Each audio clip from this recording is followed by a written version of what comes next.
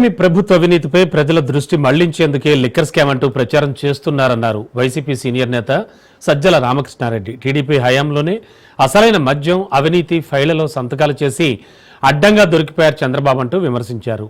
పిట్టకథలు కట్టుకథలతో liquor scam దర్యాప్తును సాగిస్తున్నారన్నారు. ఎక్కడో దొరికిన నోట్ల కట్టలకు లిక్కర్ స్కామ్ కు ముడి పెడుతున్నారన్నారు సజ్జల. స్కాముల మీద పెట్టిన కేసుల నుంచి తప్పించుకోవడానికి, ప్రజల దృష్టి మళ్లించడానికి ఎంత అడ్డగోలుగా ఈ కేసును నడుపుతుంది అనే విషయం అందరూ గమనిస్తూనే ఉన్నారు. మూలం లేదు ఇక్కడ. స్కామ్ ఎక్కడనే తెలియట్లా.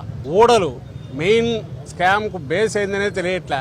ఊడలు మహావృక్షాల మాదిరి, అంటే పిట్టకథలు పెద్ద కథల కింద తయారవుతున్నాయి. అది ఓ రోజు ఒక పిట్టకథ, ఒకరోజు అది గల్ఫ్లో పుడుతుంది, ఒకరోజు ఆఫ్రికాలో పుడుతుంది, ఒకరోజు హైదరాబాద్ శివార్లలో పుడుతుంది, ఒకరోజు ఎక్కడో బిల్డింగ్ కన్స్ట్రక్షన్లో ఉంటుంది, ఒకరోజు ఎన్నికల్లో ఖర్చు అయిపోతుంది. స్కామ్ నుంచి వచ్చినవన్నీ కూడా ఇన్ని రకాలుగా 3,500 అనేవి తెలిసి 3,500 కోట్లని తెలిసి ఒక 35-40 వేల కోట్లకు సంబంధించిన లెక్కలు చెప్తున్నారు. ఇంత చేసి ఎక్కడ స్కామ్ ఎక్కడంటే దానికి సమాధానం చెప్పలేదు, ఎందుకంటే లేదు కాబట్టి.